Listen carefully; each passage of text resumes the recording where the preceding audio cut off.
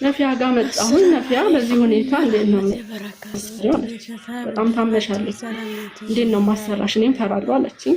እዚሁ ታከሚ አሉኝ ማለት ነው። እኔ ደግሞ ፈራሁ። ሐኪም ቤት ሲሄድ ምንም የለባትም ይባላል። ራሴን ሳየው ያስፈራኛል። በጣም ከስቻለሁ። ከሰው ሁሉ ደበቅ ነበር ማለት ነው። ገብቶሻል? ከዛ እዚሁ ታከሚ አሉኝ። እዚህ አልታከምም በፍጹም ሀገር ይገባለሁ። እህቴ ታሳክመኛለሽ ከሞትኩም እዛ ሞታለሁ ብዬ በጣም ተጨቃጭቀናል። ነፊያም ሳራም ባለችበት ማለት ነው። ከወሰንሽ ምን እናደርጋለን ብላ ትኬት ቆርጠው ላኩኝ ማለት ነው ወደ ኢትዮጵያ። እዚህ ብዙ ጊዜ ታምም ያለው ቶሎ በሽታው አልተገኘም ማለት ነው።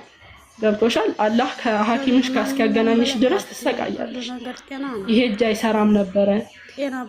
ገብቶሻል? ይሄ ፊቴን ይዞት ይሄዳል። ፊቴ ውርድ በቃ እንዲህ እንደዚህ ወይተር ነው አሲድ እየረጨ እንቅርት ነው አሲድ እየረጨ ነበር ማለት ነው። እዚህ ላይ የሚወጣ እጢ ሰርጀሪ አይወጣም የሚወጣ ነው ግን አሁን አይደለም ጊዜው ብሎኛል ዶክተሩ።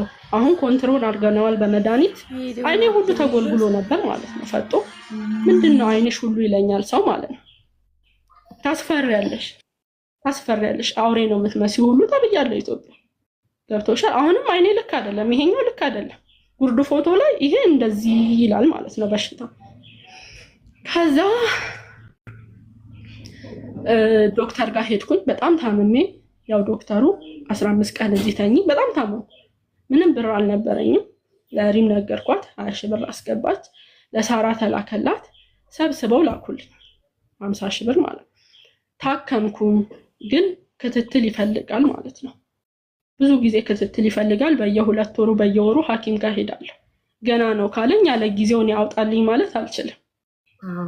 እኔ አሁን ከሳሪ ጋር ምን ነገሩን እንዳገናኘው ራሱ አላውቅም። ከዚህ በፊትም አስጠንቁላባት ነው ሲባል ገብቶሻል። በውስጥም እየመጡ ወይ ሪም ወይ ሳራ አስደግመውብሻል ሲሉ እረፉ።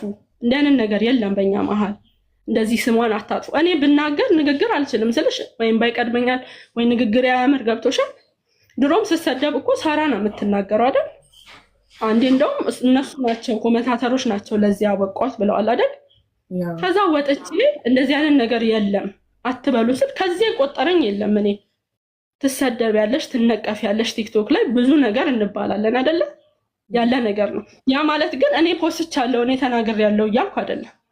ሰው የፈለገውን አስተያየት ይሰጣል። ባጣሽ ቁጥር እየመጣሽ ትለምኛለሽ እባላለሁ። ገብቶሻል? መቼም አትሻሻይም፣ ልመና ነው ስራሽ፣ ብዙ ነገር እባላለሁ ኮመንት ላይ። ግን እኔ ግድ አይሰጠኝም። ምክንያቱም ከኮመንት ይልቅ ያለብኝ ችግር ይበልጣል።